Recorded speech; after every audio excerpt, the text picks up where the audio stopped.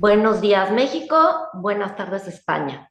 Pido por favor a todos los que estemos participando silenciar los micrófonos y todos los que estén en el Zoom, las preguntas que deseen se leerán al final y las pueden hacer a través del chat, por favor, si son tan amables. Este evento es organizado por el Ateneo Español de México y por la Universidad de Valencia a través de la Cátedra del Exilio Español y del Aula de Historia y Memoria Democrática. Les doy la más cordial bienvenida a este conversatorio dedicado a reflexionar sobre los derechos de las mujeres en la Segunda República Española, en la dictadura, después de la transición y en el México a partir de los años 40.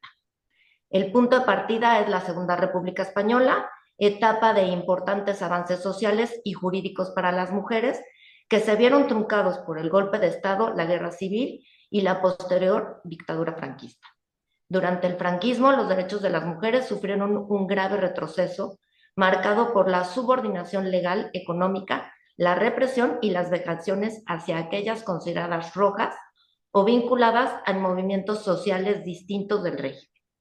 Con la muerte del dictador y la transición a la democracia comenzó una lenta recuperación de derechos y un cambio gradual en la percepción social de las mujeres en España, aunque la igualdad real tardó en consolidarse. En paralelo, se analiza el contexto de México en los años 40, periodo clave para la llegada del exilio femenino español. Muchas mujeres arribaron solas, viudas, solteras o siendo niñas y encontraron en México la posibilidad de trabajar, expresarse y sostener a sus familias en un entorno donde las mujeres mexicanas ya venían conquistando derechos desde la Revolución.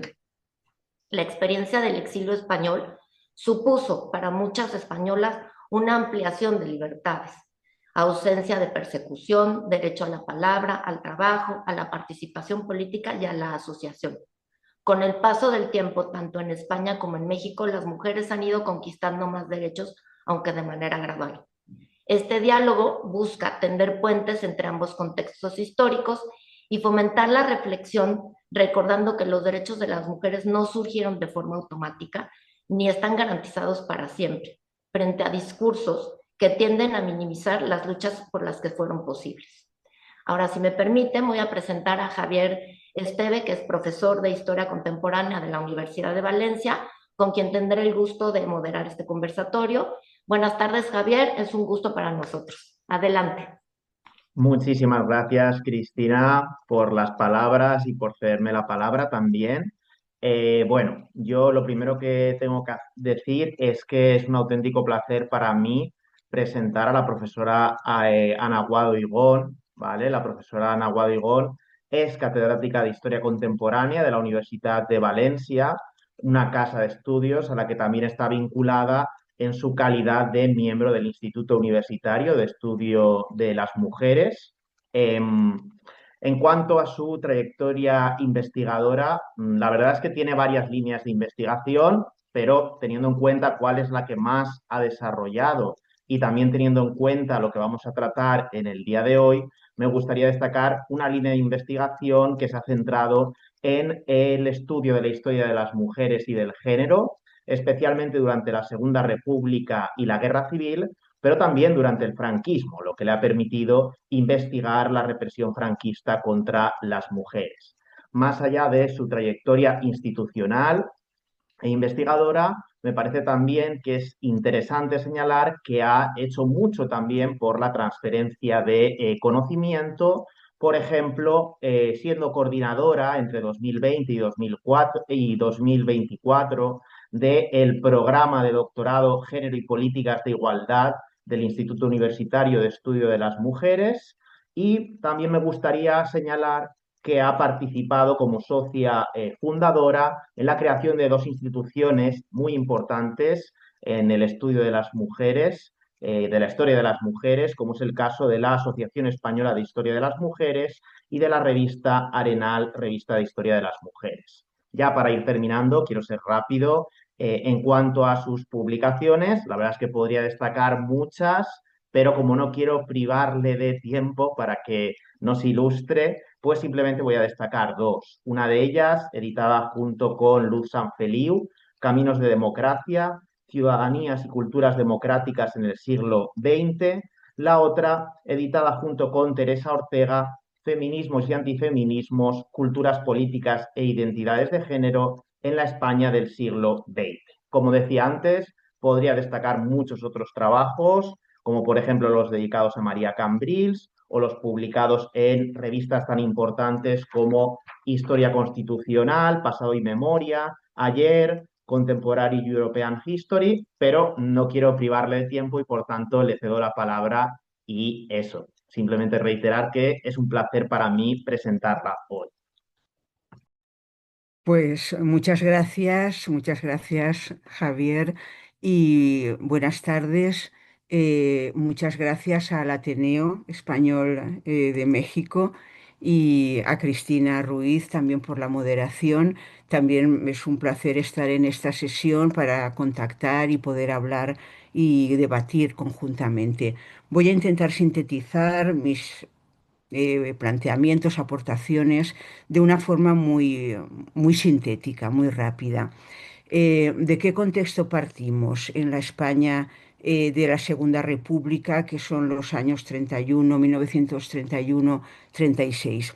Pues partimos de un contexto en el que eso que llamamos relaciones de género, relaciones entre mujeres y hombres, se continúan caracterizando por prácticas muy fuertemente patriarcales que se arrastran desde el siglo XIX, desde la Revolución Liberal. Las normas de género tradicionales se siguen concretando en falta de derechos políticos, en discriminación jurídica. Se sigue planteando o manteniendo en vigor el Código Civil de 1889, que mantenía una fuerte desigualdad. Las mujeres estaban obligadas a la obediencia al marido, a su autoridad legal, necesitaban el permiso marital para muchas actuaciones públicas, existía la doble moral sexual, contradicción penal, etcétera. Bien, en este contexto de subordinación política, cuando se proclama la Segunda República en España en 1931 y a partir sobre todo de la aprobación de la Constitución republicana, las mujeres van a tener una clara esperanza de cambio, de que se iban a recoger pues demandas femeninas, demandas feministas que se habían planteado durante mucho tiempo. En ese sentido, bueno, el nuevo marco político y legal va a ser como la condición necesaria, nunca suficiente, para transformar relaciones de género, prácticas de vida, situaciones legales en lo público y en lo privado. ¿Por qué? Pues porque la República efectivamente iba a reconocer derechos políticos y sociales a las mujeres, iba a reconocer su ciudadanía, su mayoría de edad. El aspecto más conocido, como todo el mundo sabe, es la aprobación del derecho al sufragio para las mujeres en el año 31, pero no es el único, no es el único porque en la República se dieron muchas otras medidas, como por ejemplo antes de la aprobación de la Constitución, entre mayo del 31 y el verano del 33, se promulgan hasta 17 textos legales que tienen por objeto la igualdad entre mujeres y hombres. El sufragio va acompañado de medidas legislativas muy importantes. Ahora comentaré algunas: la escuela mixta, el matrimonio civil, la ley de divorcio, una progresiva legislación laboral igualitaria.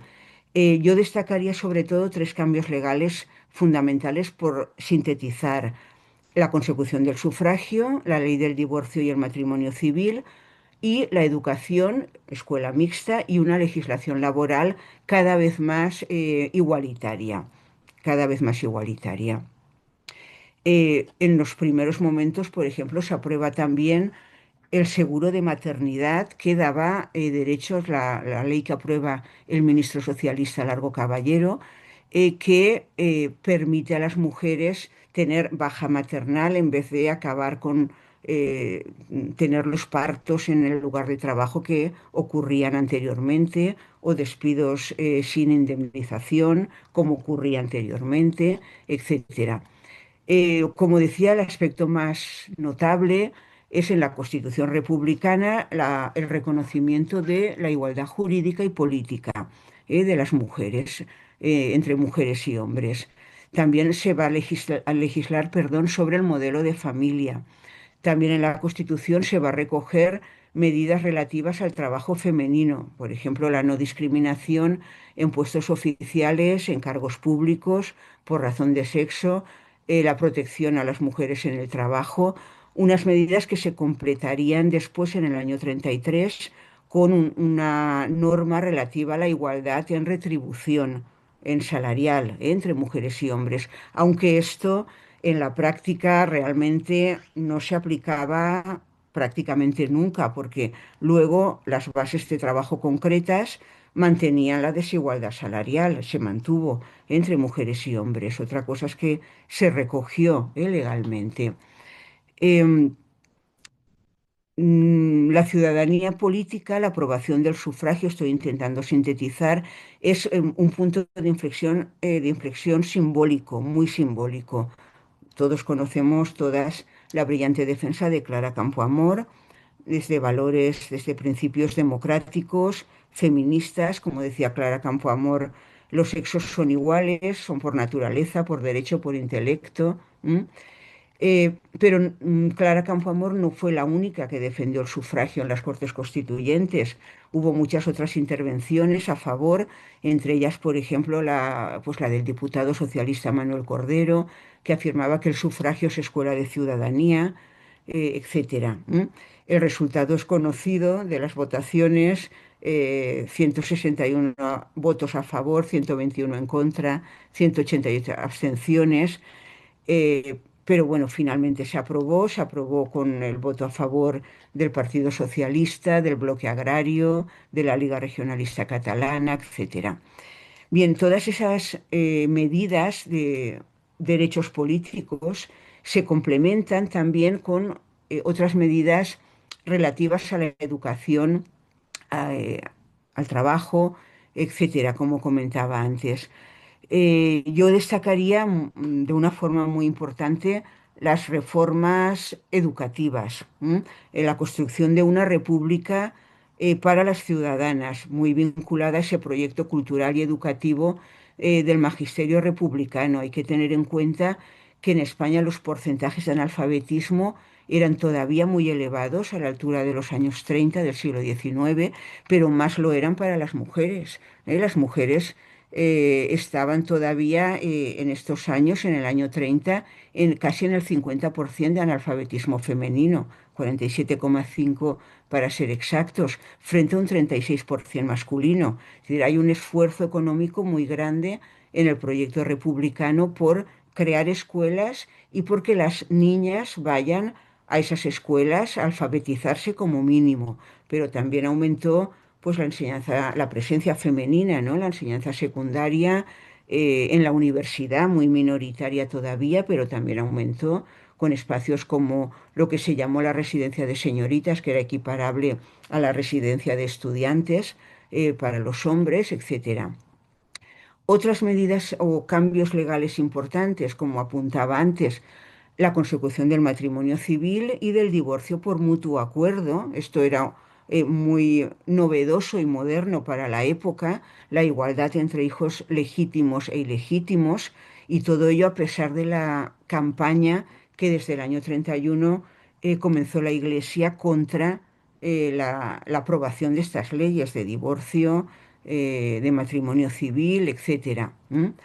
Eh, Durante la guerra civil, esta legislación relativa al matrimonio avanza, eh, se concreta, por ejemplo, en un decreto que dio el ministro anarquista García Oliver, que ampliaba los principios igualitarios, eh, reconocía la contradicción que había entre algunos derechos que se recogían en la Constitución y la legislación respecto a la mujer casada, y especificaba que el sexo no origina ninguna diferencia en el ejercicio de la capacidad civil. Respecto al mundo laboral, estoy intentando sintetizarlo mucho. En el mundo laboral, a pesar de esta legislación que se recogía en la Constitución de carácter igualitario, como comentaba antes, En la práctica se mantuvo la desigualdad en contratos y en salarios, en las bases de los contratos laborales. Se siguió manteniendo entre un tercio y una mitad de diferencia salarial entre mujeres y hombres por la misma categoría y el mismo oficio, todavía.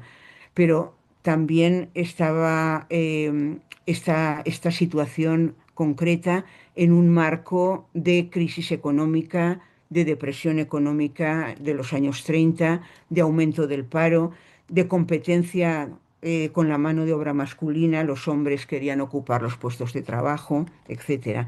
Algo que se repite, ¿no? A lo largo de la historia.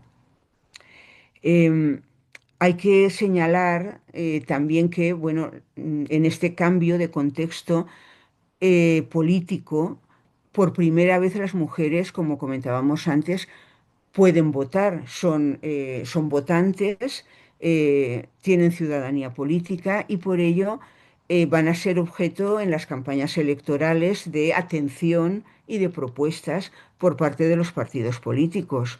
Por primera vez votan en los comicios municipales de abril del año 33 y después en las elecciones generales de noviembre del 33.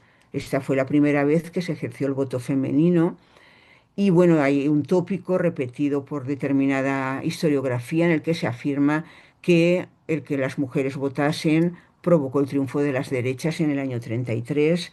Esa, esa afirmación fue rebatida desde el año 33 y 36 por la propia Clara Campoamor, mostrando cómo pues, había muchas otras razones que habían propiciado el triunfo de la derecha, como pues, la desunión de la izquierda, la unión de la derecha en esos momentos, la participación en el año 36, después en las elecciones siguientes, de parte del movimiento obrero anarcosindicalista en la votación, en las elecciones. En el año 33 hay abstención por parte de este sector del movimiento obrero, etcétera, etcétera. Después, si quieren, puedo ampliar esta cuestión. Bien, a pesar de todos estos cambios, cambios legislativos en pro de la igualdad de derechos entre mujeres y hombres, hay que también tener presente que las mentalidades es lo que más lentamente cambia en historia. Como sabemos, una cosa es la ley y otra la mentalidad.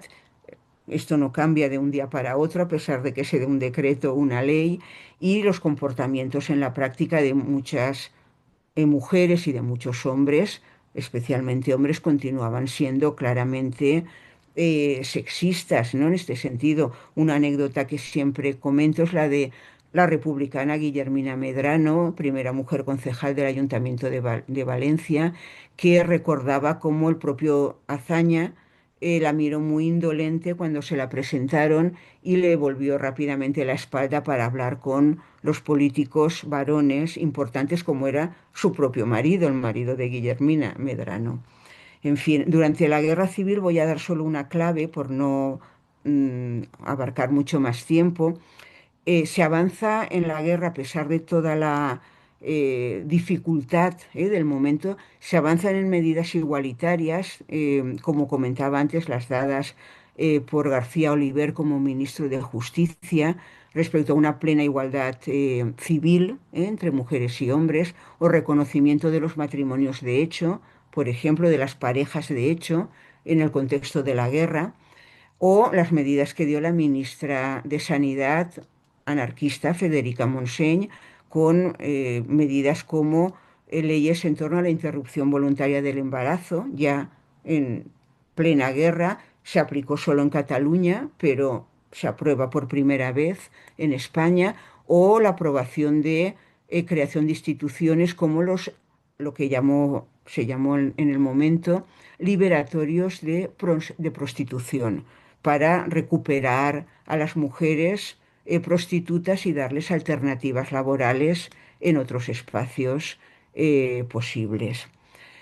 En ese contexto, y voy a enlazar con el franquismo para luego dejarle ya la palabra a Vicenta, a mi compañera Vicenta Verdugo, para que desarrolle el segundo franquismo y los movimientos de mujeres en él.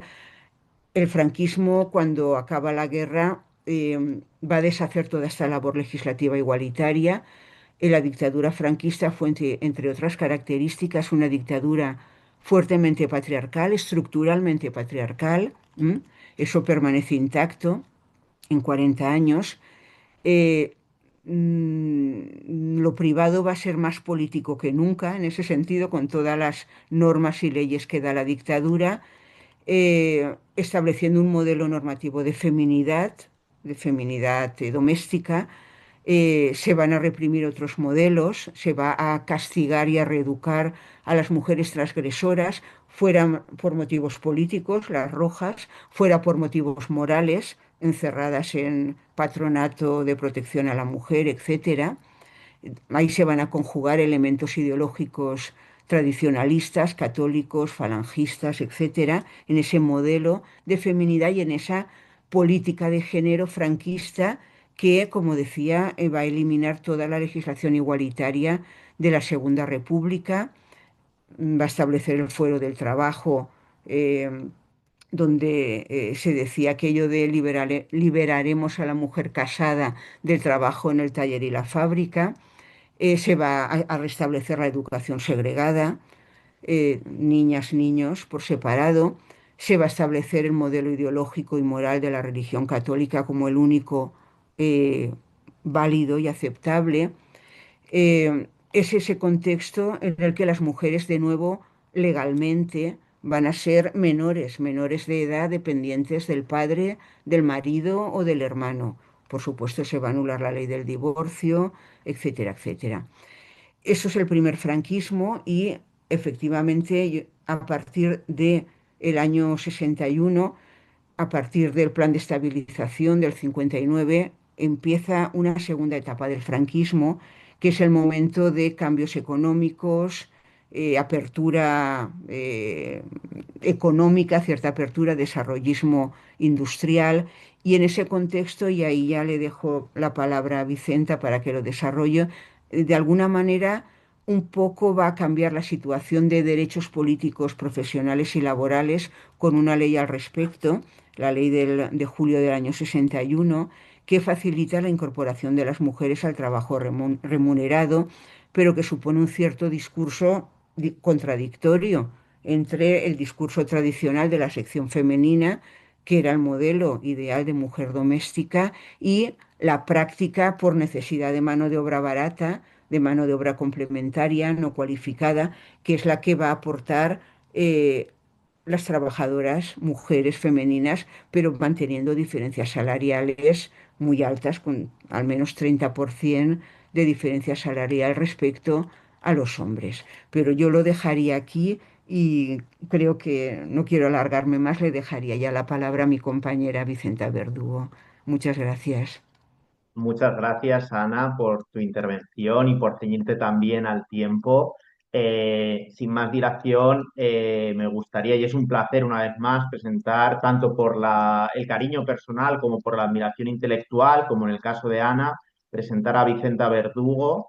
La profesora Vicenta Verdugo es doctora en Historia por la Universidad de Valencia, con una tesis titulada Movimiento de Mujeres y Feminismos en Valencia del tardofranquismo a la transición democrática. Como vemos, la tesis tiene una correlación muy clara, ¿no?, con lo que vamos a ver en la tarde, en la mañana de hoy. Y bueno, sobre sus líneas de investigación, una vez más, también hay mucha relación con lo que vamos a trabajar hoy, ¿no? Porque se ha centrado en estudiar la historia de las mujeres y del género en la España contemporánea, pero también el estudio de la represión franquista, la transición democrática, los movimientos sociales, con especial atención a los movimientos femeninos y feministas.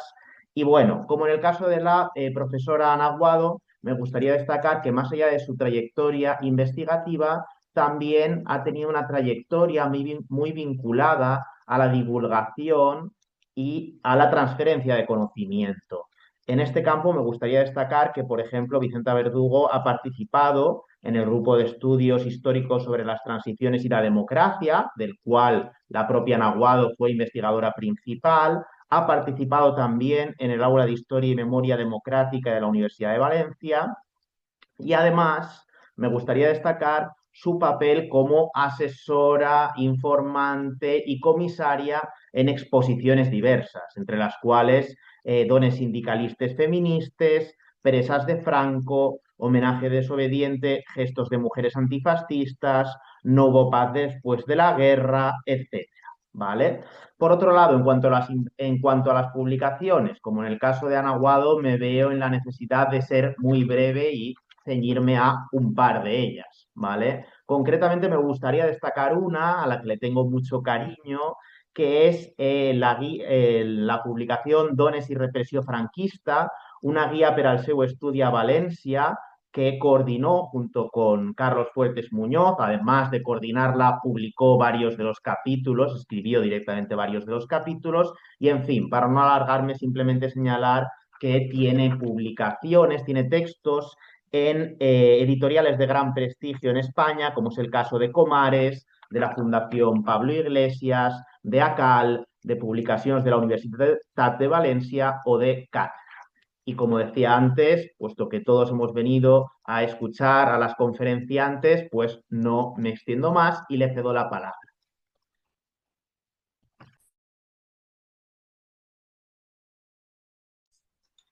Bueno, muchas gracias, Javi, y muchas gracias al Ateneo de México por haberme invitado a participar en esta sesión, con lo cual para mí realmente es un honor poder estar aquí. Yo, como la profesora Ana Guado, voy a intentar ser lo más sucinta posible. Y me voy a centrar especialmente en la participación de las mujeres en un movimiento social como fue el movimiento feminista, desde que se gestó en los años del tardofranquismo y que va a eclosionar durante la transición democrática en el caso de España. La utilización del género como construcción sociocultural de lo femenino y lo masculino en el análisis de los procesos tardofranquista y transicional en España muestra cómo el compromiso político de las mujeres antifranquistas contribuyó a la redefinición de las identidades de género y de las esferas de lo público y lo privado, lo que produjo cambios en los modelos de las relaciones de género y en la política, y por tanto contribuyendo al proceso de transición hacia la democracia.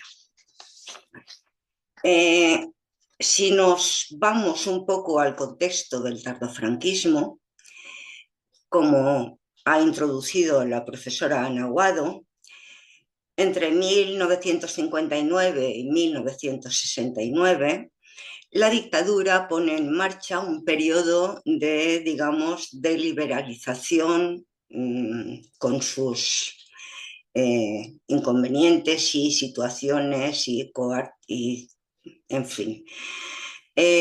Un periodo de liberalización y de desarrollismo económico que, digamos, llevó en cierta manera al despegue industrial, pero esta modernización económica no supuso ningún cambio en el ámbito político, puesto que su objetivo era seguir manteniendo el franquismo. Al mismo tiempo, por la demanda de mano de obra por parte de los países europeos, parte de la población española emigró a estos países en Europa buscando un mejor futuro, a la vez que se produjo un incremento notable del turismo. La inmigración y el turismo mostraban a las españolas modelos de mujeres modernas, digamos, liberadas, como contrapunto al estereotipo femenino franquista, ultracatólico y subordinado. Aparecía además una clase obrera joven, una generación de mujeres y hombres que habían nacido después de la guerra civil y que no vivieron la represión de posguerra. y que empezaban a adoptar posturas contestatarias y reivindicativas. La sociedad se modernizaba y se extendían actitudes y valores democráticos que escapaban al control de la dictadura. Además, desde 1956, las fuerzas antifranquistas se organizaban clandestinamente, como es lógico, en esta situación. El movimiento obrero protagonizó desde 1962 importantes huelgas como la de la minería asturiana, que además se extendió a otras zonas mineras del país, donde las mujeres tuvieron un protagonismo fundamental como enlace y apoyo a los mineros en lucha. Con determinadas acciones, como la manifestación de mujeres en 1962 frente a la Puerta del Sol de Madrid, donde 60 mujeres fueron detenidas y además multadas, y algunas, pues bueno, fueron encarceladas puesto que se negaron a pagar la multa. Las mujeres en este contexto también desarrollaron redes clandestinas como mujeres de preso que tenían una gran significación política. Si existe la figura de la mujer de preso, sin embargo, no aparece la figura de los maridos o los compañeros de presas, es decir, que esta es una labor que van a desarrollar concretamente las mujeres. Estas mujeres de preso reivindicaban la amnistía, elaboraron y presentaron manifiestos donde denunciaban la represión y marcharon frente a las cárceles como esposas e hijos de presos políticos. Así ocurrió en Burgos el 24 de septiembre de 1964. Por otra parte, a comienzos de los años 70, en el contexto producido por las revueltas de mayo del 68, aparecieron en el ámbito internacional grupos radicales de lo que se ha denominado la nueva izquierda. Esta situación influyó en el panorama español, con el impulso de organizaciones de inspiración maoísta, otras surgidas como escisiones del Partido Comunista o en el ámbito también del trotskismo. Emmanuel Treglia plantea que las revueltas del 68 tuvieron influencia en movimientos sociales como el feminismo, el pacifismo y el movimiento ecologista, que surgirán en la segunda mitad de los años 70. Si bien, y en el caso de los feminismos en España, nos encontramos con que ya en 1967, por tanto, antes de mayo del 68, se publicó el Manifiesto por los Derechos de la Mujer Española, firmado por unas 1.500 mujeres y enviado al vicepresidente del gobierno. Este manifiesto podemos considerarlo como el primero que se elabora durante el franquismo sobre la situación de las mujeres en España y como un antecedente de los feminismos de los años 70. También, siguiendo en este periodo, como plantea Gloria Nielfa, en los 60 reapareció el debate feminista que consiguió pervivir al franquismo, con aportaciones de mujeres católicas que defendían alternativas frente al modelo de género franquista y la imposición de limitaciones al colectivo femenino. Pues, por ejemplo, como el caso de María Telo, podríamos hablar de ella. Además, desde la oposición antifranquista, las mujeres del Partido Comunista crearon el Movimiento Democrático de Mujeres en 1964. En esta década, además, comenzaron a llegar aquí a España una, digamos, literatura feminista procedente de Europa y Estados Unidos. Por supuesto, siempre dentro de cauces clandestinos. ¿eh? A lo largo de la misógina dictadura franquista, se habían ido produciendo actividades de resistencia y muestras de disconformidad de muchas mujeres con las políticas antifeministas del régimen. Además, la represión rompió la continuidad con el feminismo anterior a la guerra civil, si bien, como he dicho antes, pervivió una línea de ese debate que se había producido durante la Segunda República.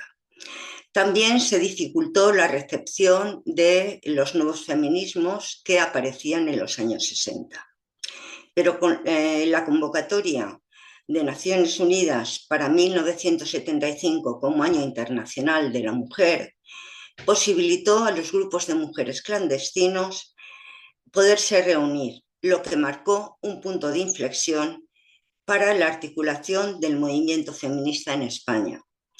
Estas primeras jornadas del año 75, junto a las realizadas en Barcelona en mayo del 76, abrieron públicamente los debates sobre la discriminación femenina, inaugurando la eclosión del movimiento feminista.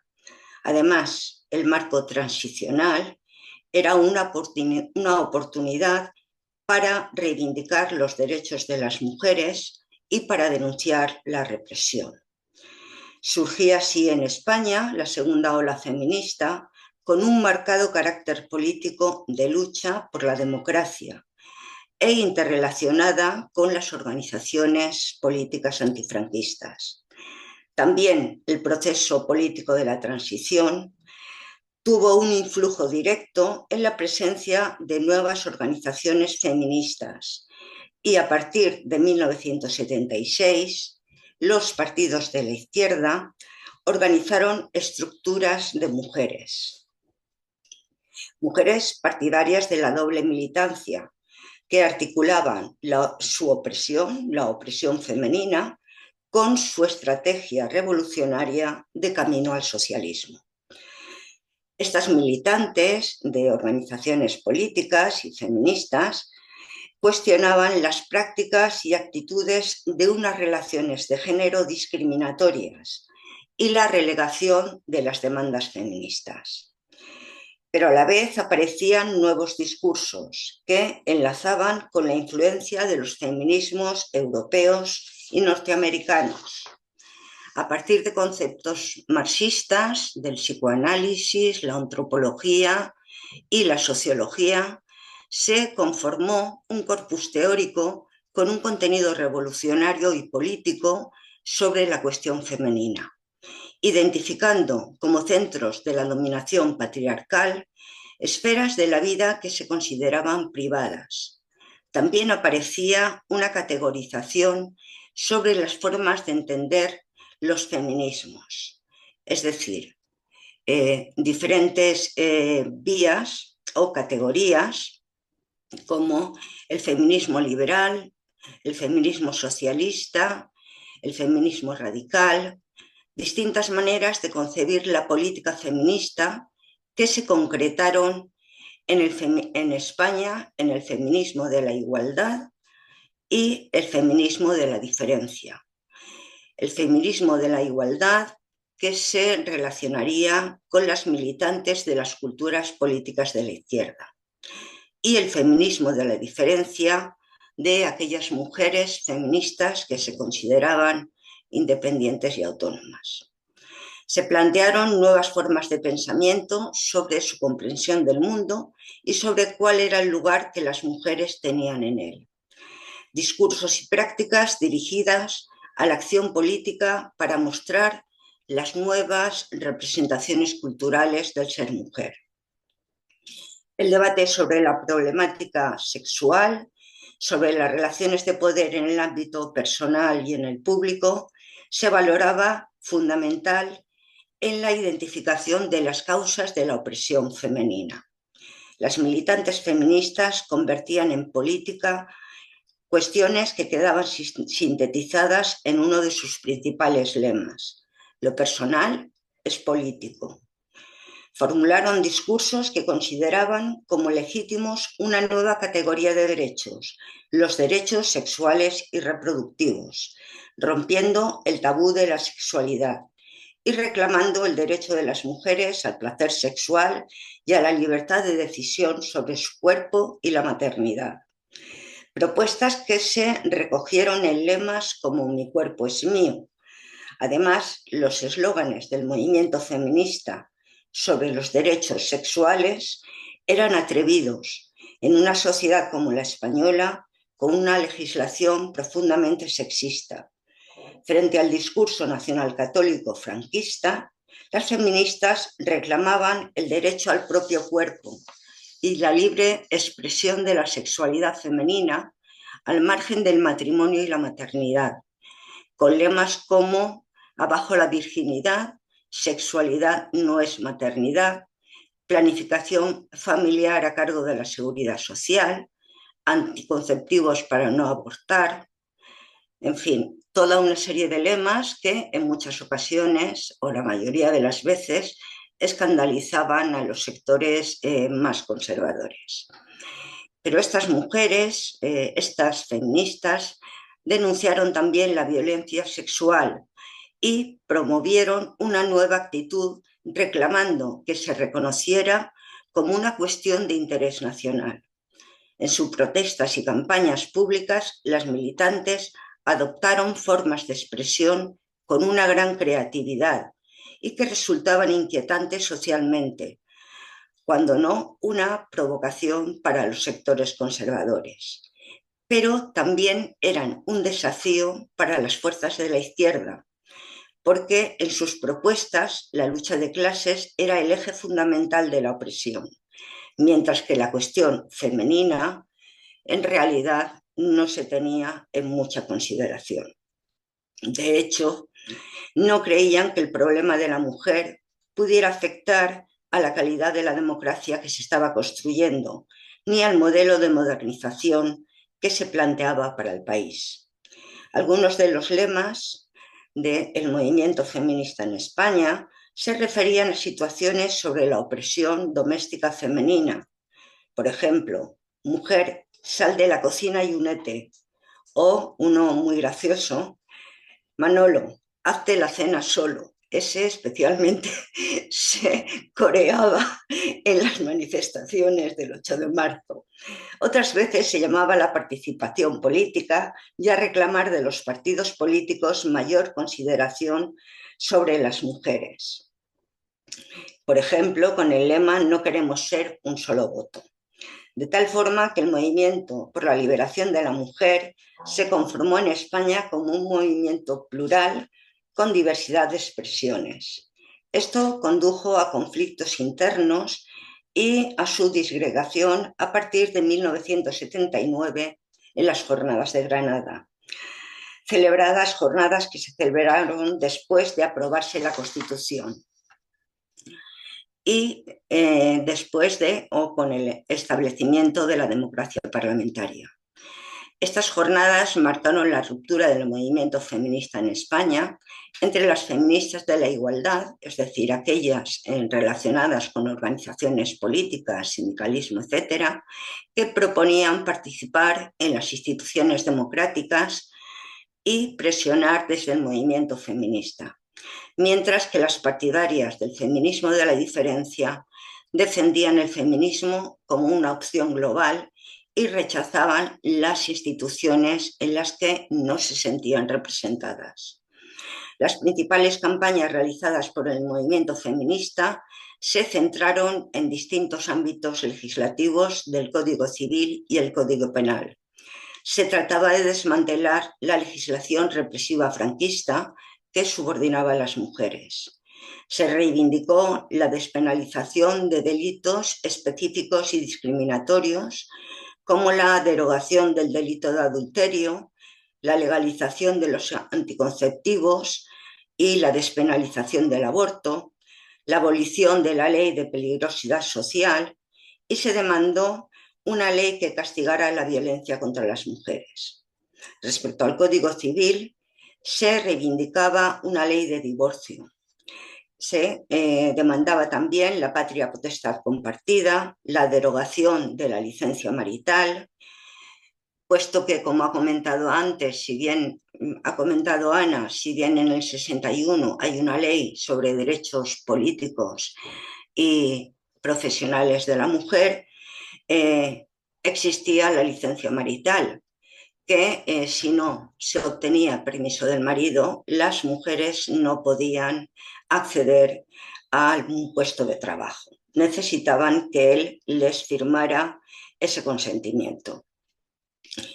Al mismo tiempo, se demandaba una legislación que protegiera a las madres solteras y medidas legislativas de carácter laboral y educativo. El movimiento feminista en España se organizaba en asambleas y en coordinadoras de provincia, de ciudad, etcétera. Se articulaba con las plataformas feministas del Estado español, como la Coordinadora de Organizaciones de Grupos de Mujeres de todo el Estado o la Federación de Organizaciones Feministas del Estado español.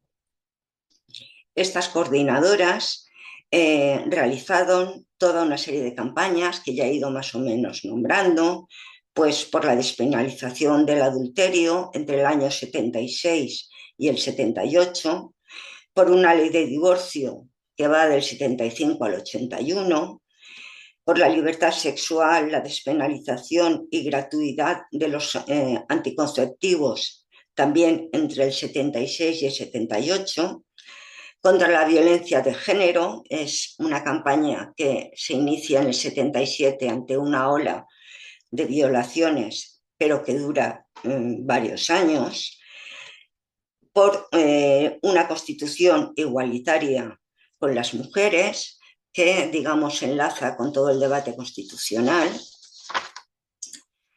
y por la despenalización del delito de aborto. Una campaña que se inicia en el 77, pero, digamos, coge fuerza entre el 79 y el 83. Al mismo tiempo, el movimiento feminista revitalizó fechas emblemáticas como el 8 de marzo, que se recuperó una mayor visibilidad a partir de 1977 y reforzaron una identidad colectiva feminista. Para finalizar, pues bueno, las mujeres tomaron la palabra, tomaron la calle, el espacio público, para cuestionar el matrimonio y la asignación de las tareas maternales y domésticas.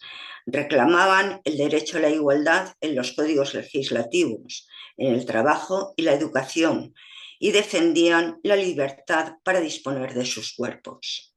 En ese sentido, en estos momentos las mujeres ya no querían ser ángeles del hogar.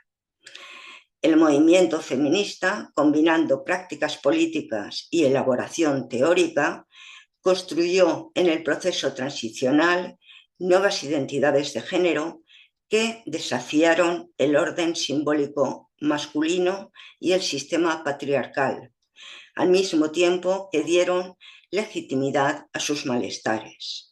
En este sentido, las campañas y acciones de denuncia que llevaron a cabo a través del movimiento feminista tuvieron un fuerte simbolismo y atrajeron la atención pública sobre la discriminación femenina. Los temas abordados fueron un desafío al modelo de mujer, madre y esposa impuesto por el franquismo. En definitiva, sin el movimiento feminista de los años de la transición, la historia de la democratización española habría sido otra, y seguramente la democracia española sería más tradicional, ya que muchas de las reivindicaciones feministas no constaban en las agendas de las élites políticas de aquellos momentos. Así, el movimiento feminista del periodo de la transición tuvo un protagonismo fundamental para la configuración de la ciudadanía femenina en la democracia, contribuyendo a la construcción de una democracia moderna, más libre, más justa e igualitaria. No sé el tiempo que he ocupado, pero bueno, como yo luego entiendo que habrá algún habrá momentos para el debate. Ahí lo dejo. Muchas Mu- gracias. Muchas gracias, Vicenta, por la intervención. Efectivamente, habrá tiempo para el debate. Recuerdo, de hecho, que pueden escribir en el chat cualquier duda que les haya surgido, cualquier cuestión que quieran que puntualicen o que profundicen en ella las ponentes. Y sin más preámbulos, devuelvo la palabra a Cristina Ruiz.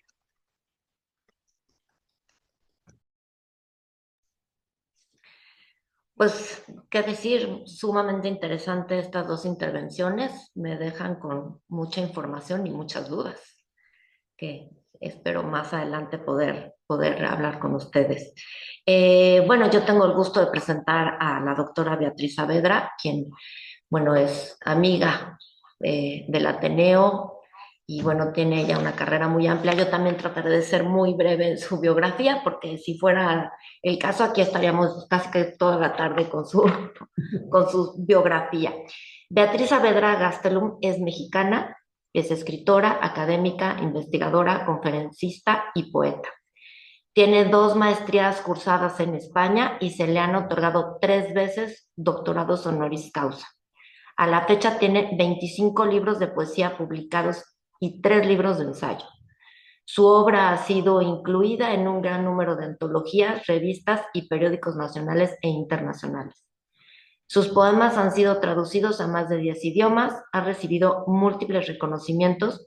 Los más recientes son la medalla Pavlovich Korolev en Rusia en 2023, Premio Internacional de Literatura Alejandra Pizarnik en España 2024, el Premio Segundo Canto de Di Dafne en Italia en 2024, Premio México de Periodismo en 2024 y Premio Internacional de la Literatura Erótica Anaïs Nin en España en 2025.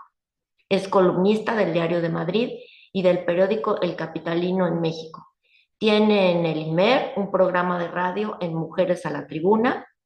Dirige ciclos, conferencias y talleres en la Capilla Alfonsina del Limbal, en el Museo de la Mujer en la UNAM, en el Ateneo Español y en la Academia de Historia de la UNAM. Es presidenta de la Academia Nacional de Perspectiva de Género de la Legión de Honor Nacional de México y directora del Centro de Estudios de la Mujer y del Festival Internacional La Mujer en las Letras de la Academia Nacional, Historia y Geografía de la UNAM. Beatriz, bienvenida, muchas gracias. Hola, muchas gracias.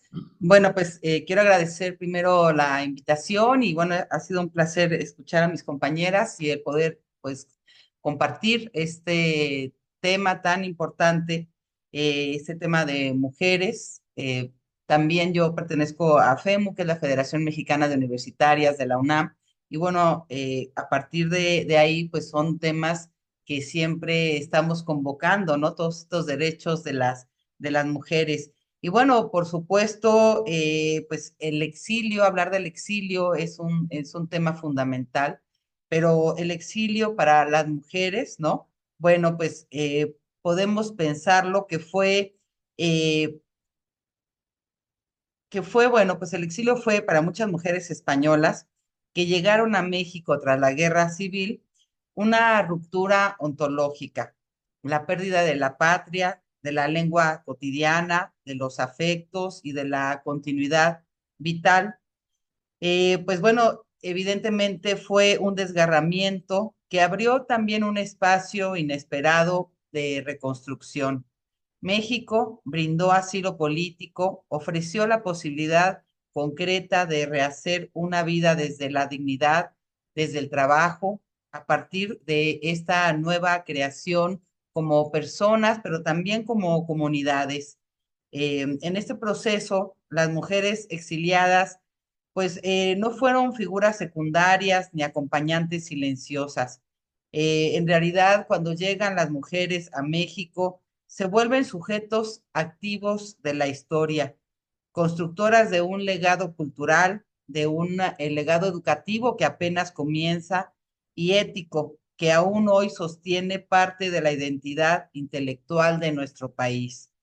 Desde los primeros contingentes que llegaron a México en 1939, como el emblemático arribo de Sanaya, las mujeres españolas se integraron a la vida mexicana con una conciencia clara de responsabilidad histórica. Artistas, científicas, maestras, arquitectas, activistas y pensadoras encontraron en México un territorio donde ejercer su oficio era parte de esta vida nueva, pero también donde podían redefinir su condición de mujeres en un contexto distinto al europeo, atravesado por nuevas tensiones, pero también por inéditas posibilidades. Estas nuevas puertas que abrió nuestro país para estas mujeres desde diferentes ámbitos. Por ejemplo, podía mencionar en el ámbito artístico y mencionar también a figuras tan importantes como Remedios Varo y Elvira Gascón, quienes llegaron ya formadas, portadoras de una sólida tradición cultural en Europa, pero su obra se transformó profundamente a su llegada a México y teniendo un diálogo con la sociedad, con el pueblo mexicano, con el paisaje, principalmente en esas artistas. En ellas el exilio, pues dejó de ser esa nostalgia y se vuelve un pensamiento visual. La pintura, por ejemplo, en Remedios Varo, con su imaginaría onírica, científica y alquímica, puede leerse como una metáfora del exilio interior. Seres que avanzan entre máquinas imposibles, mundos suspendidos, geografías que no pertenecen a ningún lugar preciso, como quien habita siempre en el umbral, en ese paso hacia la transformación, hacia un nuevo país. México, entonces, no funciona simplemente como un lugar seguro, como un refugio. En realidad, México se vuelve una materia viva a partir de donde se puede crear un mundo nuevo. Un país que se filtró en el planeta, en los símbolos, en la sensibilidad de cada una de ellas. Julia Jiménez Cacho, por su parte, descubrió su vocación artística en suelo mexicano.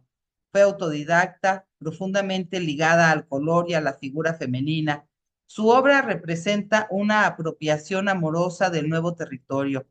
En ella la mujer aparece como centro simbólico, como energía vital, como una memoria encarnada. Otras creadoras, como Marta Paló o Lucina Rusi, ampliaron este horizonte, incorporando temas como la guerra, como la devastación, como la naturaleza o como la ecología, anticipando preocupaciones que hoy consideramos pues preocupaciones centrales.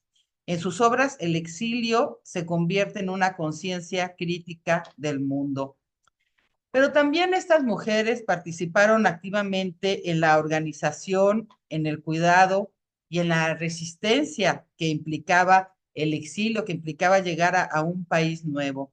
Más allá del arte, las mujeres exiliadas desplegaron una intensa labor organizativa y solidaria. Podría mencionar que ya se habló un poco sobre esta Unión de Mujeres Españolas, la UME, que fue fundada por exiliadas antifascistas. Esta red apoyó material y emocionalmente a muchísimas mujeres, atendió las necesidades urgentes que se presentaban, como en la compra de medicinas, de alimentos, eh, también como en acompañamiento psicológico o en la defensa de la dignidad de las mujeres desplazadas. En este contexto de pérdida o de vulnerabilidad, la UME encarnó una ética del cuidado que hoy podemos leer como antecedente del feminismo comunitario. Intelectuales como Margarita Nelken, figura clave del pensamiento republicano, llegaron a México eh, pues no solamente como estas mujeres aisladas dentro de la política, sino llegaron a México como portadoras de una memoria incómoda. Son mujeres críticas, son mujeres necesarias para preservar esa memoria histórica. Eh, en la ciencia, por ejemplo, o en la educación, en las universidades, ¿no? En el ámbito profesional y académico, podemos mencionar a mujeres como Regina Díaz, química y profesora de la UNAM, y Aída Pérez, arquitecta y docente del Colegio Luis Vives. Ellas encarnan profundamente la integración y la responsabilidad en la vida mexicana. La universidad fue para muchas de ellas el espacio donde el exilio se convirtió en ciudadanía intelectual. Como recuerda Carmen Hernández, la llegada a la Universidad Mexicana significó no solo continuar estudios, sino sentirse parte activa de una comunidad que valoraba el conocimiento como un bien público. Uno de los aportes quizás más duraderos del exilio femenino fue la creación de una base educativa sólida. En colegios como el Colegio Madrid o el Colegio Luis Vives, permitieron que niñas y jóvenes exiliados continuaran su formación, pero también que generaciones de mexicanas y mexicanos accedieran a una educación laica, crítica y humanística. Estas instituciones eh, fueron laboratorios de ciudadanía, donde se transmitieron valores republicanos, democráticos y de igualdad. Así, entonces, las mujeres en el exilio, pues se adaptaron en México, lo enriquecieron desde adentro, trabajaron, enseñaron, crearon, cuidaron y pensaron el país que las acogió. Su historia se vuelve también la historia de México, como una nación hospitalaria, plural y culturalmente abierta. Esas mujeres españolas que llegaron a nuestro país, ¿no? Construyen también redes intelectuales y redes sociales. En este contexto, el exilio, pues, las vuelve mujeres mucho más activas, ¿no? Por ejemplo, esa necesidad material generó redes de solidaridad femenina, ¿no? Para poder salir adelante. Entonces, había casas compartidas, apoyos económicos informales, cuidado colectivo de los hijos, intercambio de saberes prácticos y profesionales. Las mujeres mexicanas, hay que recordar que venían de un proceso revolucionario que había abierto, aunque de manera incompleta, el horizonte de derechos. Fueron claves estas mujeres también en esta acogida, desde el magisterio, desde la universidad, el periodismo, las editoriales y las asociaciones civiles tendieron puentes que permitieron a las exiliadas insertarse en la vida laboral e intelectual del país. Estas redes institucionales pues fueron muy efectivas, fueron también redes dentro de las políticas sostenidas por la confianza y la experiencia compartida en las desigualdades. Las mujeres jugaron también un papel central en la configuración de espacios de pensamiento, donde el exilio no se vivía como como una nostalgia al pasado, como una herida, sino como una interrogación crítica del presente. Es decir, llegaron con pensamientos europeos muy diferentes a los mexicanos y al insertarse en nuestra sociedad, abrieron también muchos paradigmas, eh, muchas raíces desde donde hacer una crítica. Bueno, en torno a las universidades, a las escuelas normales, en las editoriales, en las revistas culturales también y en los círculos literarios, las mujeres entonces trabajando juntas, mujeres españolas y mexicanas, contribuyeron a ensanchar el canon intelectual, incorporando temas hasta entonces marginales, como la educación, la infancia, la vida cotidiana, la memoria, el cuerpo, la experiencia femenina y la reflexión ética sobre la violencia y la guerra. Figuras como María Zambrano, que quiero ahondar más ahorita sobre ella, como Concha Méndez, como Ernestina de Champurcín o como Carmen Toscano, ¿no? También, por ejemplo, figuras como Rosario Castellanos, aunque es una generación posterior, entre muchas otras, no solo produjeron una obra intelectual, sino que articularon comunidades de pensamiento. En estos espacios, la conversación, la correspondencia, la traducción y la docencia fueron tan importantes como los libros publicados. El saber circulaba de manera horizontal, muchas veces fuera de los círculos oficiales, pues dominados evidentemente por los hombres. El exilio permitió también a muchas mujeres españolas experimentar una libertad inédita, hablar de política sin temor. Eso que suena tan sencillo se vuelve a su llegada pues un punto crucial. Asociarse entre ellas o en partidos políticos, enseñar, escribir, organizarse. Esta libertad no fue absoluta ni exenta de discriminaciones, pero sí marcó una diferencia radical respecto al régimen franquista. En México, la palabra femenina comenzó a ocupar un lugar más visible en la esfera pública, un diálogo con los movimientos de mujeres mexicanas que luchaban por el sufragio, la educación y la autonomía económica. Las mujeres no solo sostenían sus hogares, sostenían ideas, proyectos educativos, estas revistas o movimientos, o tenían ya proyectos culturales. En muchos casos fueron ellas quienes garantizaron la continuidad material y simbólica del exilio republicano, convirtiéndose en guardianas de la memoria democrática y transmisoras de valores como la justicia social, la libertad de pensamiento y la dignidad humana. Esas redes femeninas, tejidas entre México y el exilio español, dejaron un legado pues muy importante que abarca mucho más de que estos logros individuales que hicieron muchas de ellas.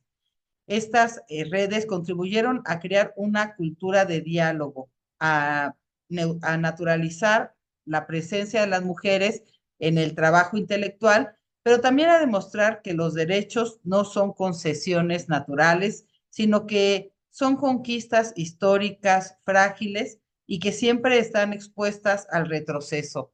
Eso creo que es algo importante porque no nada más hablando de ese tiempo cuando llegan las mujeres aquí a México, ¿no? O sea, yo creo que esos derechos hoy por hoy tenemos que seguir luchando y ganamos, avanzamos un paso y retrocedemos de pronto dos pasos, ¿no? Entonces, es algo que siempre tenemos que, pues, seguir teniendo en la mira. Bueno. Bueno, entonces contribuyeron a crear esta cultura de diálogo y naturalizar la presencia de las mujeres en el trabajo intelectual. Bueno, frente a bueno, creo que voy bien de tiempo, pero voy a ir acortando, ¿no? Por ejemplo, me gustaría mencionar cómo influyó la llegada del exilio, ¿no? En estos espacios laborales para mujeres, ¿no? Entonces, uno de los ámbitos más decisivos creo que fue el educativo. Muchas mujeres españolas llegaron con una sólida formación intelectual, heredera de la institución libre de enseñanza, la Segunda República y las misiones pedagógicas y encontraron en México un terreno fértil para ejercer la docencia. Se incorporaron a escuelas normales, universidades, colegios privados, academias y proyectos editoriales, contribuyendo a elevar el nivel académico y a introducir métodos pedagógicos modernos, laicos y críticos. Creo que eso es uno de los grandes temas, ¿no? Que pues estas mujeres españolas cuando llegan a nuestro país, claro que nos abren muchísimas nuevas visiones críticas del mundo, ¿no? Bueno, las mujeres mexicanas también que ya participaban en procesos de profesionalización tras la revolución, encontraron en en las exiliadas modelos de de mujeres intelectuales activas, autónomas y comprometidas con la educación. En el ámbito cultural, podemos decir que entonces el exilio español amplió y diversificó los espacios de participación femenina. Las mujeres exiliadas entonces participaban en muchos proyectos artísticos a manera de un diálogo directo con creadoras mexicanas, en publicaciones y bueno, como este pensamiento pedagógico o de reflexión política. En el plano laboral, por ejemplo, el exilio significó para muchas mujeres españolas la primera experiencia de trabajo remunerado, ¿no? O sea, ya son las mujeres que están recibiendo un sueldo. Viudas, madres solas o jóvenes sin redes familiares se vieron obligadas a sostener económicamente a sus hogares. Esto las llevó a ocupar espacios en la enseñanza, en la traducción, la escritura y la administración cultural. También dentro de las bibliotecas fue un espacio que ellas pudieron ocupar. Bueno, pues quizá el legado más profundo fue la creación de estas redes femeninas transnacionales basadas en esta solidaridad. Y bueno, por ejemplo, me gustaría cerrar quizá hablando sobre la memoria histórica, porque yo creo que es uno de los temas fundamentales que quizá deberíamos dejar hoy sobre la mesa, cómo esta memoria histórica contribuye a la defensa actual de los derechos de las mujeres. Porque bueno, pues es una herramienta de defensa del presente, ¿no? Cuando hablamos de derecho de las mujeres, la memoria cumple una función decisiva. Demuestra que nada de lo que hoy existe fue gratuito, natural ni inevitable. Todo fue disputado, negado, castigado y lentamente conquistado. Entonces la memoria desmonta el mito de que siempre fue así. Uno de los discursos más peligrosos hoy es creer que los derechos de las mujeres son algo dado, estable, irreversible. La memoria histórica muestra exactamente lo contrario, que hubo momentos en que las mujeres no podían estudiar, votar, trabajar, escribir, inclusive opinar, que quienes intentaron hacerlo fueron perseguidas, eh, lastimadas, violentadas, ¿no? Entonces, recordar esta Segunda República, recordar el franquismo, el exilio, incluso las primeras luchas feministas en México tras la Revolución, nos deja pensar que los derechos pueden perderse si se dejan de defender continuamente. La memoria devuelve nombres y rostros a la historia. Sin memoria, la historia parece hecha solo por hombres. Con memoria aparecen maestras republicanas encarceladas, escritoras silenciadas, por ejemplo. También la memoria nos enseña que los retrocesos son posibles, ¿no? El franquismo mostró con brutalidad clara cómo en pocos años se puede borrar la autonomía jurídica, la libertad de pensamiento, la participación pública de las mujeres. La memoria también crea conciencia generacional. Las nuevas generaciones viven derechos que no tuvieron que pelear. La memoria les permite comprender el costo humano que implicaron, el valor político que tienen, la responsabilidad de preservarlos, porque sin memoria los derechos parecen normales, como memoria que se extiende como logros frágiles y valiosos.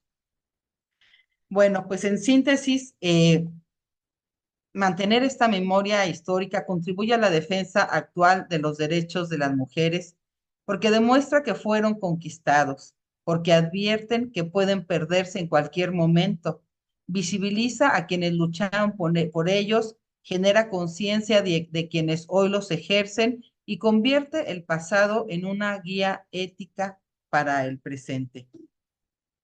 Por eso, bueno, pues recordar que estos derechos que hoy se consideran normales fueron conquistas dolorosas. Con esto cierro mi participación por el momento.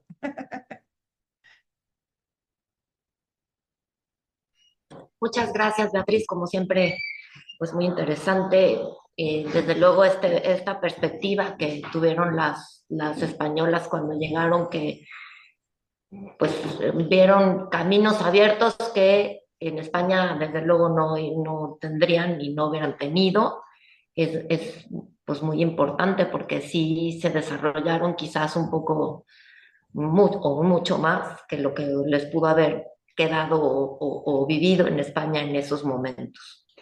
Bueno, Javier, pues creo que es momento de que abramos las preguntas, si te parece.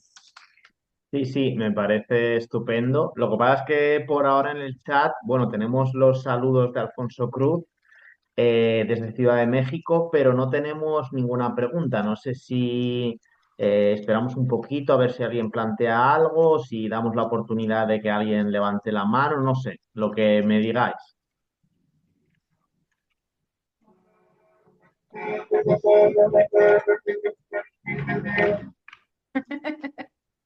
A ver, a mí, si les parece bien, tengo algunas preguntas que yo ya previo había hecho en mi mente, pero que de repente algunas cosas que han dicho me han brincado para que pregunte. No sé si estén de acuerdo con que les haga las preguntas.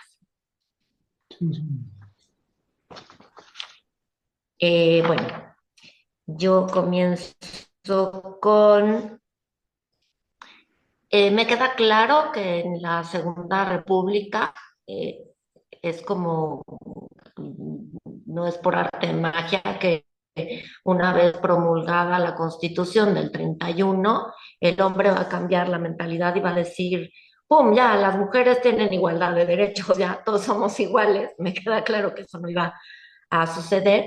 Y la pregunta es, ¿hubo movimientos? O sea, las mujeres se organizaron para decir, a ver, tenemos estos derechos, no quieren ejercerlos, no quieren que los ejerzamos más bien. Y si hubo movimientos o hubo acciones que las mujeres tomaron. Sí, contesto. Claro que sí.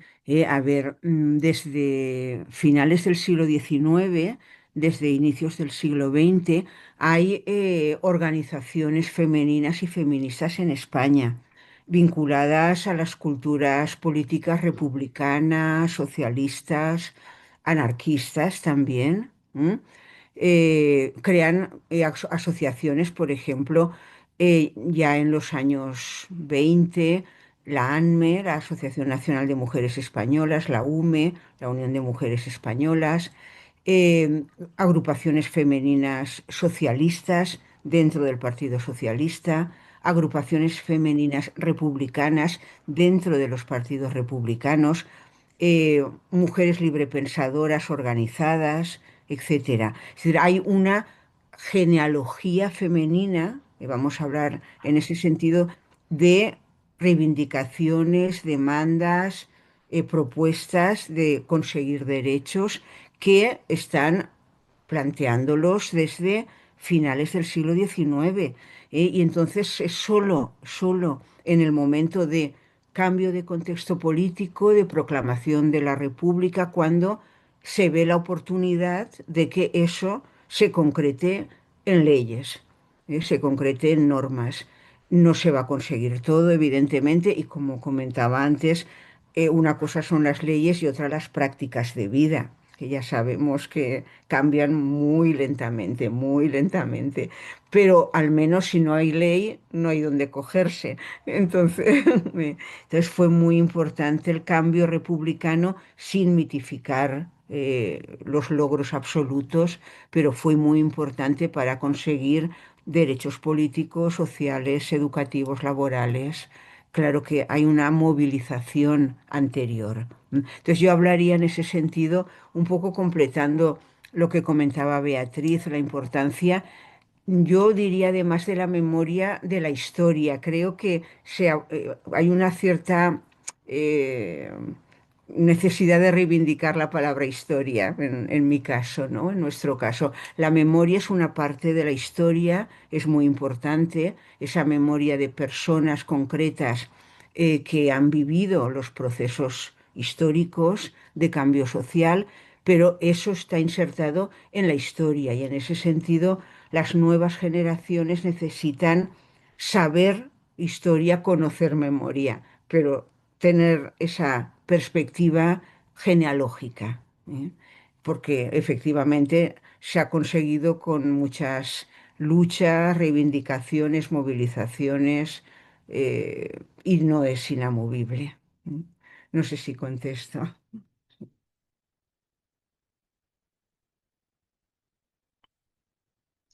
Sí, perfecto. Muchas gracias, Sara.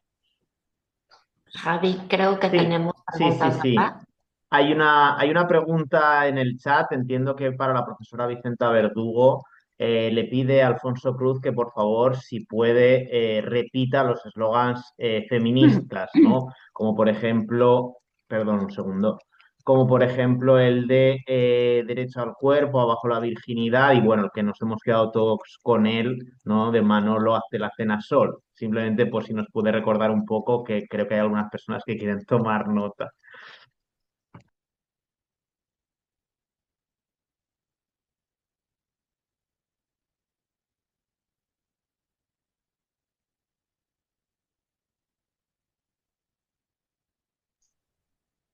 Vicenta, no te escuchas.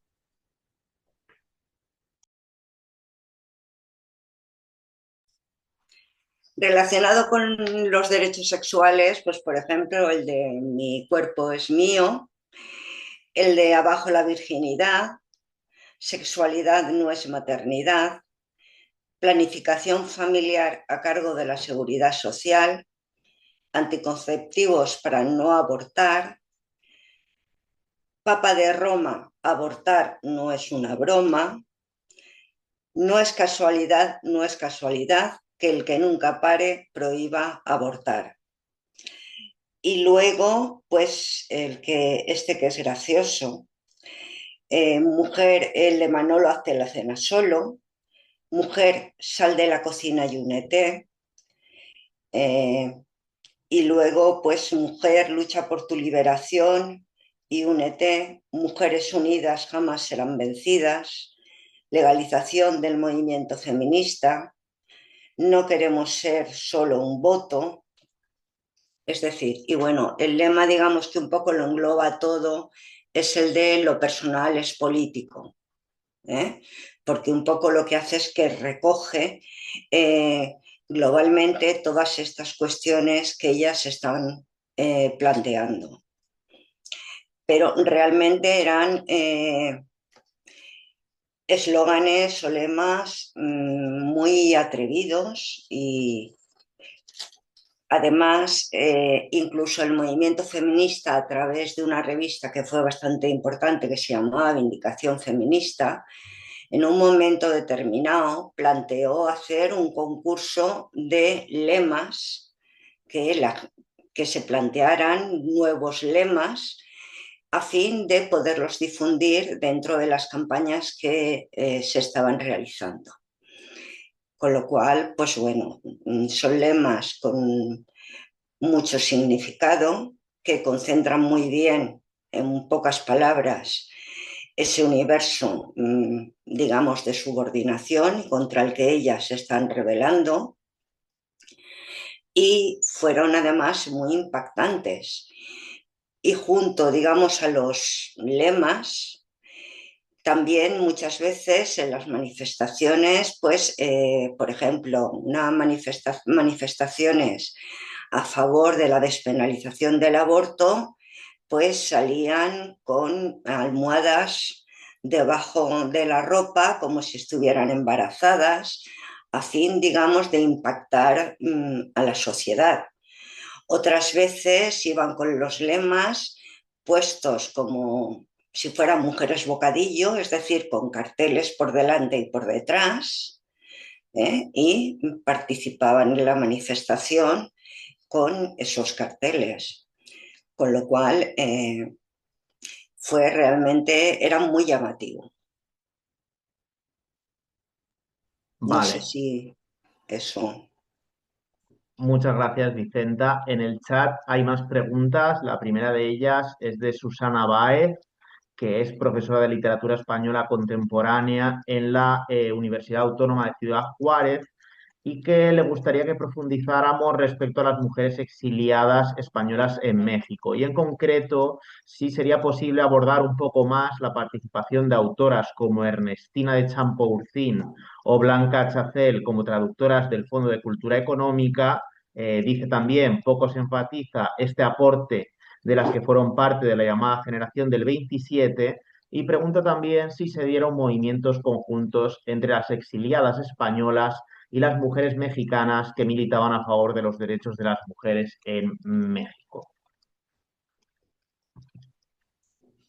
Bueno, voy a contestar. Sí, bueno, yo creo que estas mujeres del 27, efectivamente, y como ha sucedido con muchísimas mujeres y muchísimos grupos de mujeres, pues pasan en la historia sin ser conocidas y sin ser reconocidas. Yo la invito a esta maestra si quiere buscar, yo dediqué mi programa de radio en el IMER, en el Instituto Mexicano de la Radio en México, una serie de programas de las mujeres del 27, donde en cada programa abordamos de la vida, de la obra de todas estas mujeres y bueno, nos volvíamos a maravillar de todo lo que ellas estaban haciendo, ¿no? Yo creo que las mujeres del 27 es pues un tema fundamental, como cada una de ellas mencionó Cristina, que yo tengo ese programa en el Museo de la Mujer, Poéticas de la Inteligencia, donde cada mes hablamos de una mujer diferente para volver a conocer su vida, su obra, volver a valorarlas. Y para donde volteemos es conocer a estas mujeres, ¿no? Eso es algo muy importante. Una también de las mujeres que participaron, eh, quizá que yo dije que iba a decir más adelante es María Zambrano, ¿no? Quien también pues llegó a México, ella fue amiga con Alfonso Reyes, mantuvo una correspondencia. Cuando ella llega a México, Alfonso Reyes ayuda, ¿no? Hace gestiones para que sea aceptada en la universidad aquí en Michoacán y ella va a dar clases allá. O sea, María Zambrano escribe aquí su libro Poesía, Filosofía y Poesía, lo escribe aquí en México. Y bueno, pues da una cátedra muy importante y también para México, pues es un personaje que ha enriquecido, o que enriqueció muchísimo a la cultura mexicana. Muchos escritores la valoraron como Octavio Paz, ¿no? O sea, Octavio Paz dijo, una mujer filósofa, o sea, pero maravilloso, ¿no? Entonces, bueno, pues son mujeres que se integran a la comunidad cultural, a la comunidad social en México, y eso yo creo que daría, Cristina, hay que hacerlo aquí en el Latino Español también, ¿no? Para una serie de charlas, de poder profundizar en cada una de ellas. Y bueno, claro, al hacer esa red, ¿no? Al llegar a México, al empezar a participar en todos estos grupos culturales, sociales, de vida diaria, claro que se unen también a grupos feministas. Entonces, participan y además con la mentalidad, con el desarrollo, con la educación que ellas traen, que claro que hombres y mujeres que llegaron del exilio, pues no, elevaron el nivel cultural en nuestro país. Eso es algo que hay que agradecerles y que hay que decirlo también.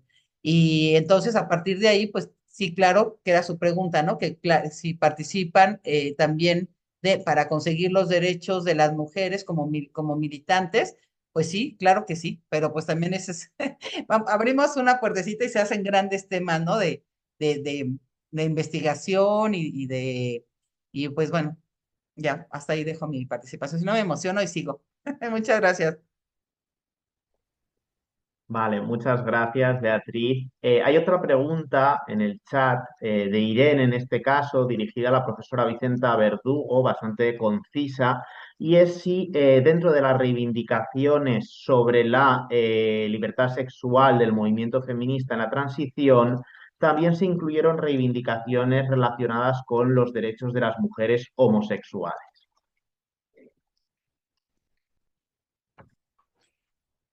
A ver, sí, de hecho, además existían grupos específicos. Vamos a ver, en los inicios de la transición, lo que podríamos considerar los grupos feministas engloban tanto mujeres homosexuales como, o sea, mujeres lesbianas, como mujeres heterosexuales. Pero sí que hay un momento, a partir del 78, eh, se crean ya grupos específicos de mujeres lesbianas donde empiezan a reclamar sus derechos sexuales, ¿no? El derecho de que, bueno, de que la heterosexualidad no podía ser el marco estrecho en el que se desarrollaran las relaciones sexuales. Y empiezan, digamos, también pues, a reivindicar sus propios derechos. Sí, sí, eso aparece, bueno, y ahí una de las punteras en ese sentido fue en Par Pineda, que era una mujer que pertenecía al movimiento comunista y que empieza a organizar grupos de mujeres lesbianas.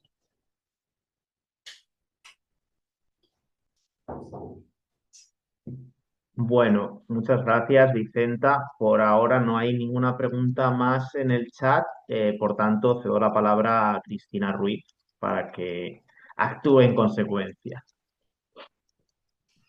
Gracias. Bueno, aquí José Héctor Alonso, que está conmigo aquí en el Ateneo, pregunta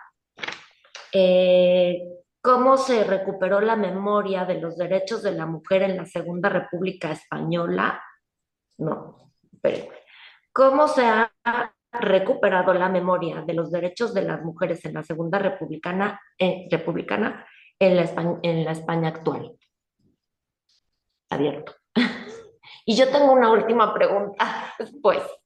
Bueno, sí, por lo que a mí respecta, puedo contestar que efectivamente se ha recuperado a partir de investigaciones históricas sobre los movimientos, las biografías, las organizaciones, la movilización de las mujeres de la Segunda República, es decir, visibilizando la presencia de las mujeres en la vida política, social, cultural de la Segunda República. Es lo que hace la historia de las mujeres y del género actualmente como una disciplina histórica, una asignatura, una materia que se estudia en la universidad y que sobre todo se investiga y se continúa investigando. Es lo que puedo aportar.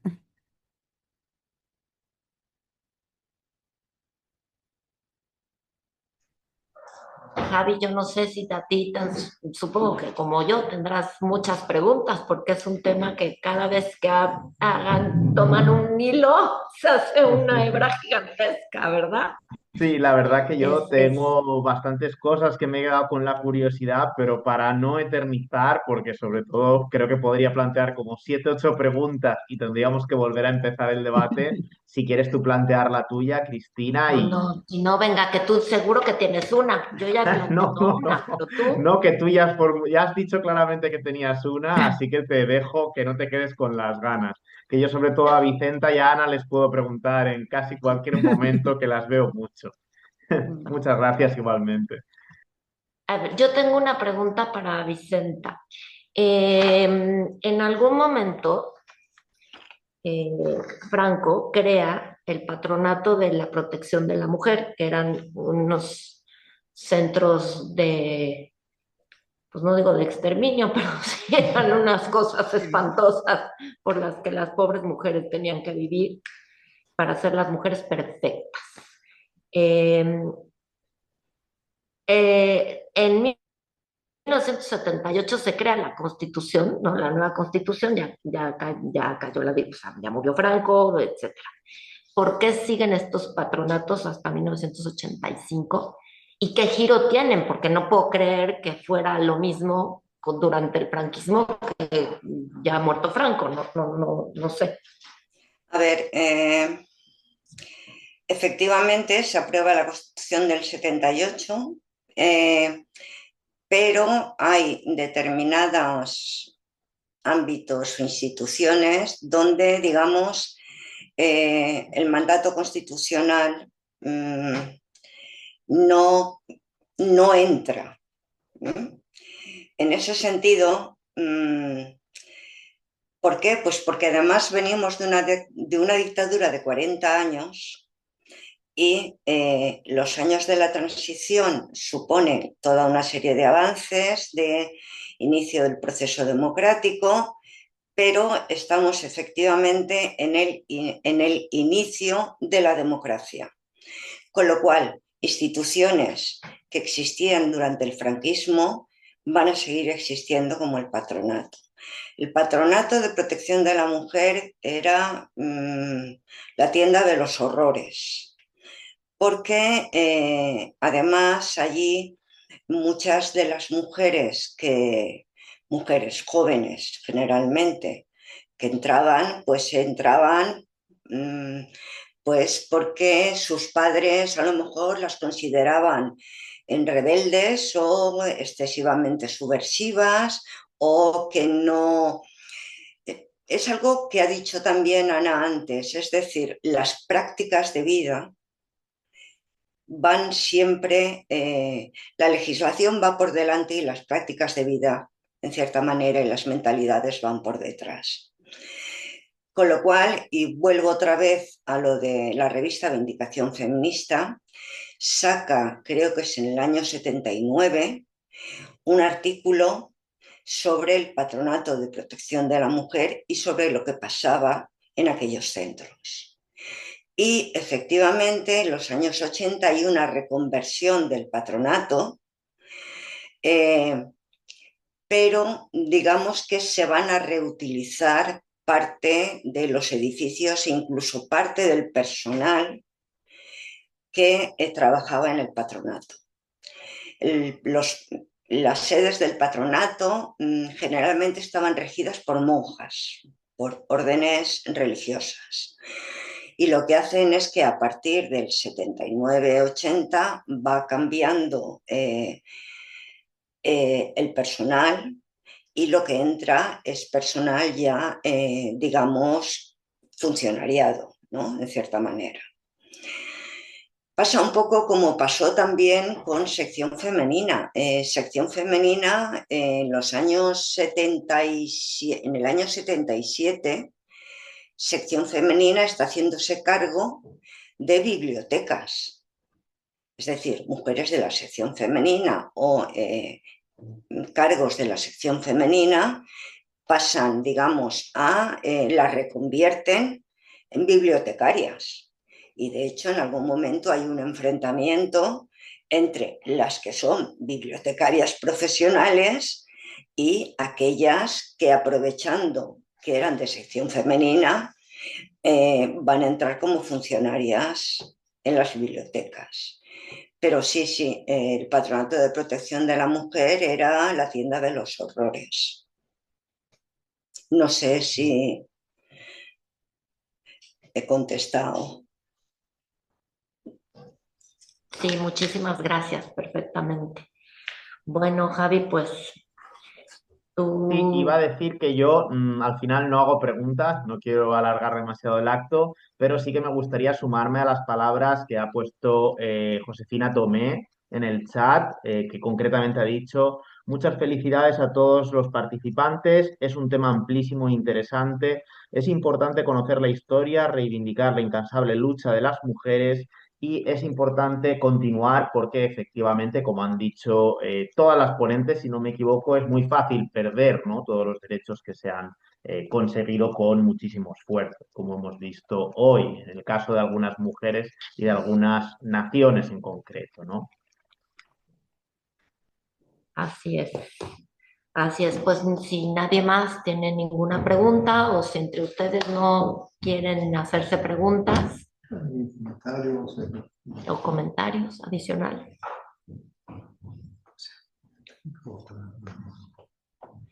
Bueno, pues a mí no me queda más que agradecerle a Ana, a Vicenta, a Beatriz, a Javier, a todos los participantes. Les agradecemos muchísimo haber estado con nosotros en esta participación. El Ateneo les otorga a todos los participantes un reconocimiento mismo que les haremos llegar vía correo. En el caso de Beatriz, bueno, se lo daremos personalmente. Como es invitada concurrente, la veremos pronto. Y no me queda más que agradecer. Me voy con muchas ideas, con muchas cosas que no sabía, desde luego, y con muchas dudas, por supuesto, ¿no? Lo que hace que pues en algún momento pensemos en la segunda parte. Y gracias a la Universidad de Valencia. Y bueno, como siempre, agradecidísimos con la Universidad de Valencia por esta amistad, por estos lazos, por esta participación constante que tenemos con ellos, y pues muchísimas gracias, Gaby. Gracias a Gracias. vosotros. Muchas Gracias, gracias. Un abrazo Cristina, a y todos gracias, y a todas. Beatriz, por el Gracias, contacto, Beatriz. Muchas el gracias. conocimiento. Gracias. Querida, Gracias. Hasta luego. Hasta luego. Diana, Adiós. voy a pedir su correo para invitarlas también al Museo de la Mujer, que creo que es interesante, y ojalá podamos hacer un ciclo, Cristina, ya lo pongo sobre la mesa, ya me conoces, trabajadora, hagamos un ciclo sobre las mujeres del 27 y que podamos participar e ir desilvanando a cada una de ellas, yo creo que sería maravilloso, ¿no? Sí, y bueno, me parece fantástico el correo. reconocimiento. Gracias. Gracias. Gracias. Adiós. Adiós. Adiós. Chao. Adiós.